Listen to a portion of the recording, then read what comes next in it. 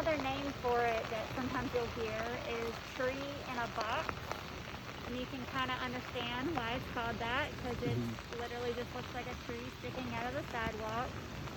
And underneath all the plants, retention media. Are you familiar with that? No. So we'll look at a bioretention facility later as we're walking around today. But it's a special type of media that actually has the ability to filter out pollutants. So we want to make sure that when we're discharging water from the facility to the storm system, that we're not carrying any pollutants. So things like nitrogen, phosphorus, nutrients like that, or even sediment, which is a big pollutant here on campus that we have to deal with. So this facility actually has the ability to trap and hold on to some of those pollutants so they don't go into the streams and rivers. And this is one of probably about 15 of these that we have on campus. They're nice because they take up a very small footprint. So they don't take up a lot of area, and they kind of just blend in with the area and don't stick out and stand out like some of the other facilities do. But that's kind of a general overview of the Filterra. Do you have any general questions about how it works, purpose? So where does the water go? It retains the water for how long? Well, it kind of depends on how much rain we get. So the facility can hold a certain amount, but if it fills up too much, it's going to overflow and go into that next opening. So that's like the emergency spillway. So it just kind of depends on how much rain we're getting, at what speed we're getting it, to how much it can actually hold. Yeah, that's a good question. Like I said, we have several of these on campus. They're not very old. I only started seeing them in probably the last 5 to 10 years. So they're kind of a new DNP that we like to learn about. You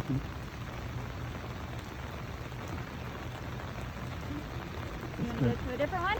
Yeah. All right. Ron, any other questions? No, I didn't know how much detail you were going to go into, like what to look for. Yeah. Do you want to learn, like, so we would come out and we would do an inspection. Okay.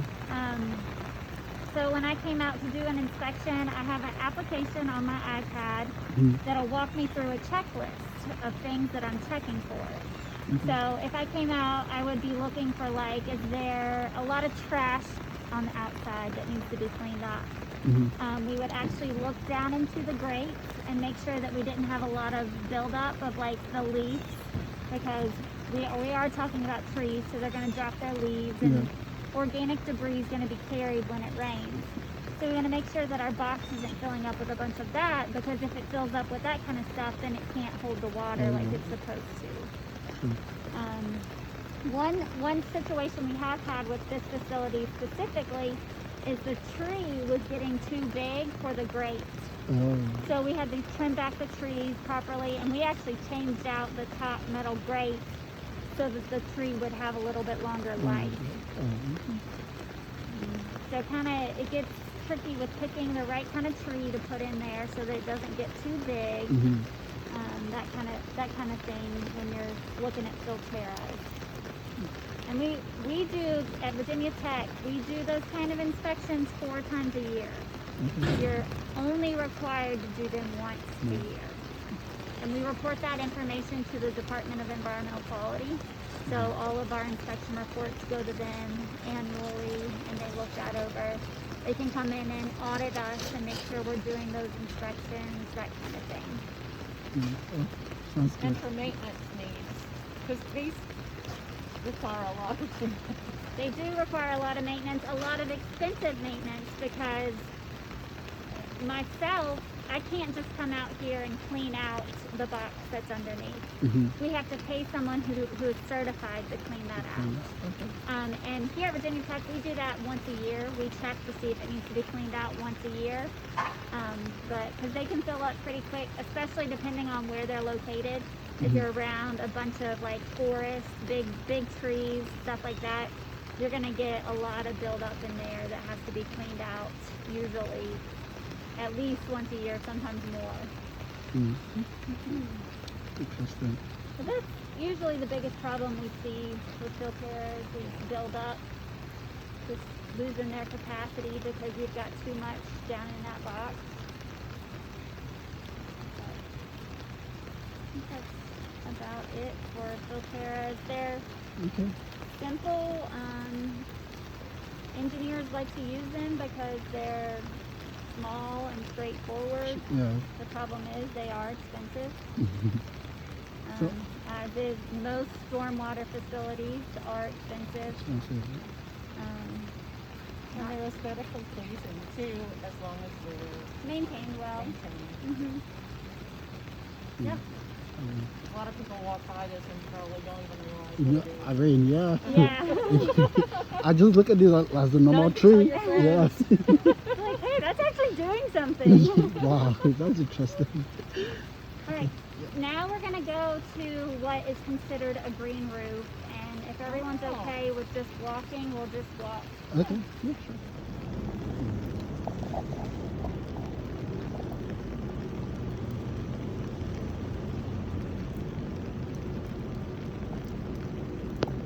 So this facility was installed well before I started working at Tech. I don't know a lot about its history. We come in once a year and actually get a permit to get on top of it, but unless we have that permit, we aren't allowed to walk out there. So even when I come out to inspect 4 times a year, I'm basically just doing an inspection from afar until we actually have that permit to go out on top. It's pretty, right now, there's a lot of weeds in it. Yeah. None of the species have really been controlled. It's kind of just what grows is what grows. We don't have anyone certified to come out and actually plant the right species. So it kind of is due for what we would call a retrofit. So we would come in and kind of like rip out the top layer and put in new media and new vegetation. They actually are on the list to be hit in the next time we have extra money. These will actually be addressed. Okay. And there's one on the front side of the building, which is, we'll walk over there, but it's weird because it's level with the ground, but it's still a green roof because it's over the basement of the building. And these are the only 2 green roofs we have on campus. Walk around front.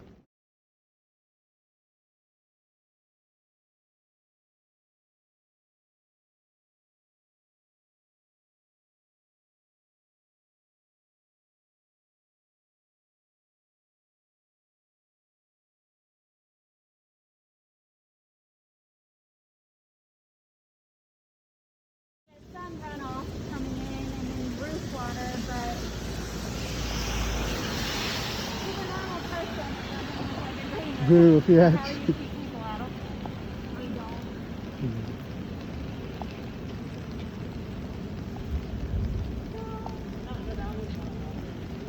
Yeah, but Unless you want to look at a window. you never know what's out.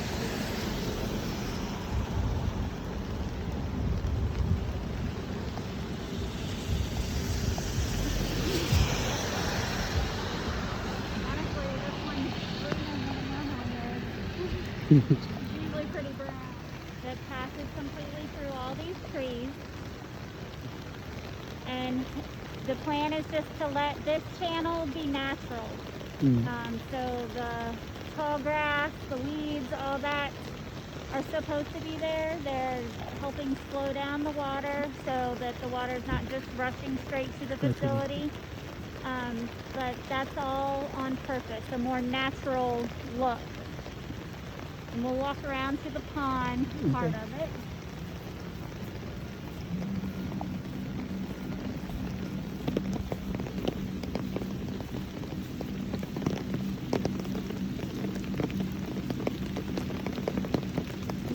When we were designing designing this facility, we had a lot of issues with not wanting to harm any of the trees, Oh, because there's some really old growth trees in here. mm. So we worked with an arborist to make sure we were protecting those properly.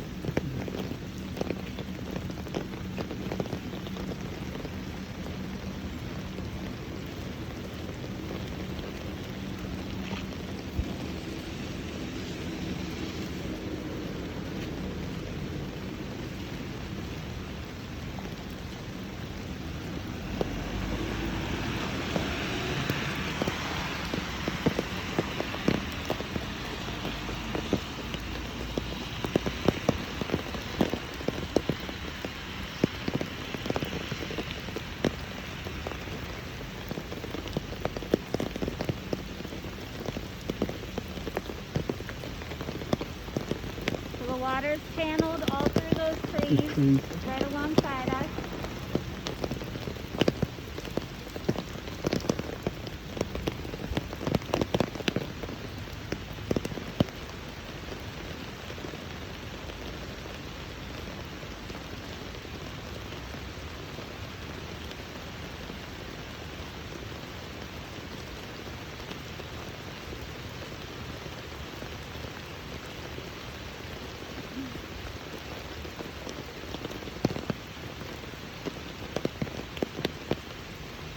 And then it enters into this ponded area.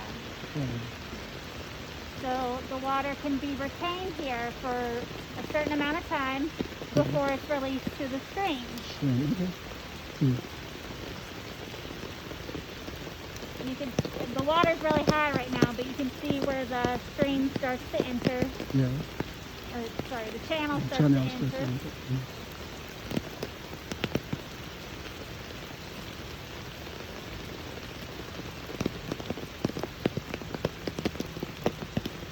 I don't know why that kid just popped out there. A little interesting.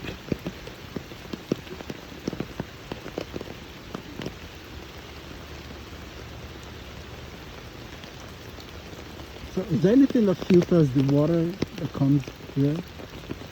What was the question, sorry? Like any does like the filter that we saw the other time, does the same thing happen there too? Like the water gets filtered before it's being released. So this facility doesn't have that water quality aspect. It Oh. has more of the water quantity aspect. Oh, okay. So the main thought here is we want to slow down the water and keep it here for as long as possible Mm-hmm. before it gets directed to the stream. Okay. So that's where a stormwater facility could be for quality and quantity purposes, Mm-hmm. or strictly for quantity. It just depends on what your facility is being built for. And this is actually considered a regional facility, so it's here for many of the buildings around it. Oh, okay.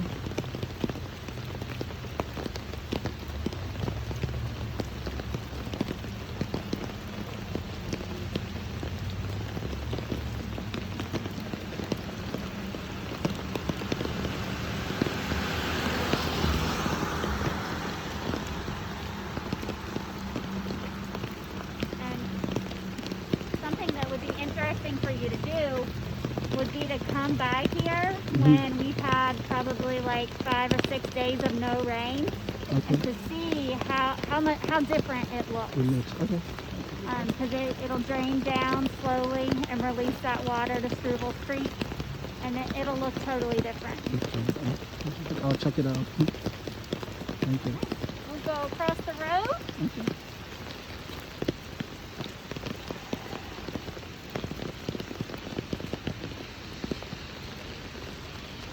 And that grate you see is an emergency spillway. So if the water gets too high, it can enter that and it'll go straight to the stream. Yeah. Okay.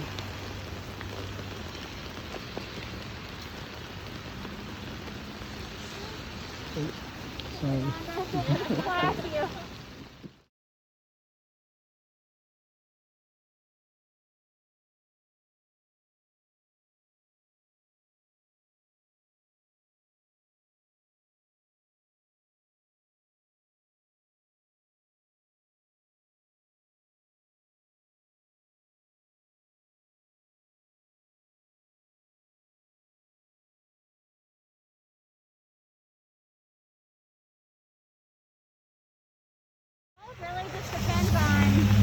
your site will allow. Will your site allow for something really big like that? Or do you need to put in a lot of small facilities? And that's what they opted for with this parking lot.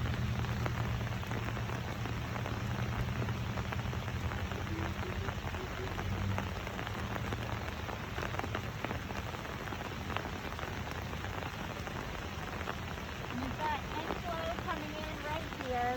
There's a concrete head wall there with a pipe, so it's cooling from the parking lot. And you can't really see the outlet structure because it's grown up, but it's over there. Because as you know, Struvel's Creek runs right behind those trees, so it's discharging straight to Struvel's Creek.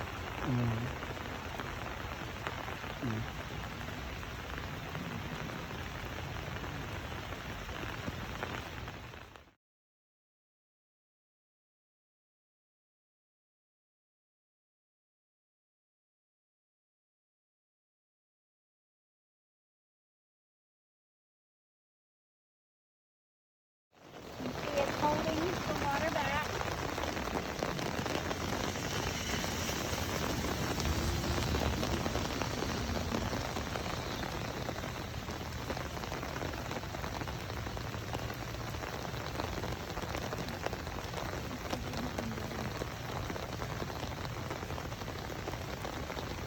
So as we were inspecting this facility, we would want to make sure that we didn't have a lot of organic debris that was clogging the inlet, not allowing the water to come in, causing flooding, something like that.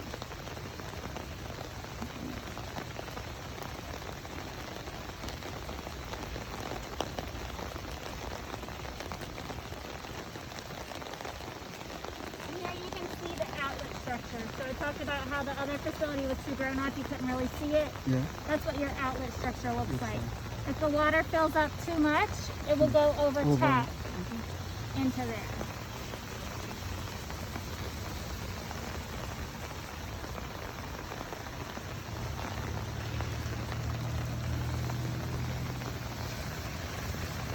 You can make sure we don't have any obstructions over the inlet there. Nothing's blocking it. All the water can get in for the most part.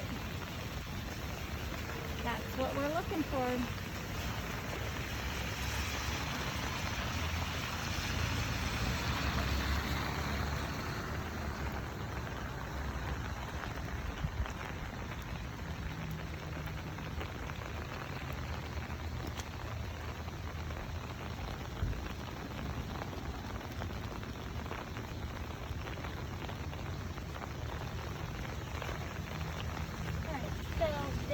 Called a sorry, that bus was really loud. Bio retention. So I mentioned that when we were at the first facility, the Filterra.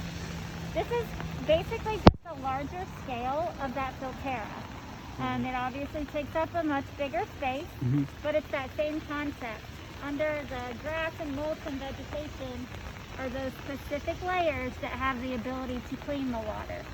So this facility has a factor of quality and quantity, not just quantity like the other two. Here we would want to be looking to make sure all the trees look healthy, making sure that the facility wasn't super grown up. We can still access it. And there are some weeds, but nothing of major concern. Where I've worked here for a while, I know kind of the schedule that the grounds department works on, and I know they'll be getting to these soon to clean them up. But if it was something that was a problem, I would need to put in a work order and get it solved as quick as possible. And do they have copies of the record drawing so they know what should come out or stay in? No. We have so much turnover with our grounds department that usually isn't the case. What I'll try to do is I'll try to attach something like that to the work order so that they know that they don't just have them on the I think with our grounds department, that would probably be asking them to do something a little bit ahead. facility is also a little unique because it has what we call a pre-treatment. Treatment? Pre-treatment. Oh, okay. So it's this small facility here on the side. So the thought is that the water will come to the pre-treatment area first, and will then enter the larger area. That way, any trash or debris or such will collect in the pre-treatment area and can be removed easier, because it's going to be quicker and faster to come into a small area to remove trash and debris than to have to walk all over that. That's true. So that's the thought process there. With this facility, I probably would put a work order in for the growth that we have around that inlet. We've got quite a bit of organic debris with leaves and vegetation there that I would want to get cleaned out.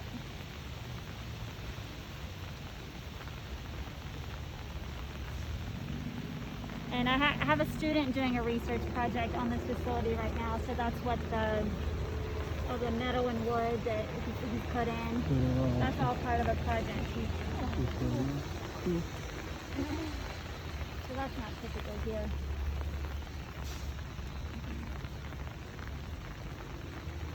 Those were the facilities I had to show you for today. So I think that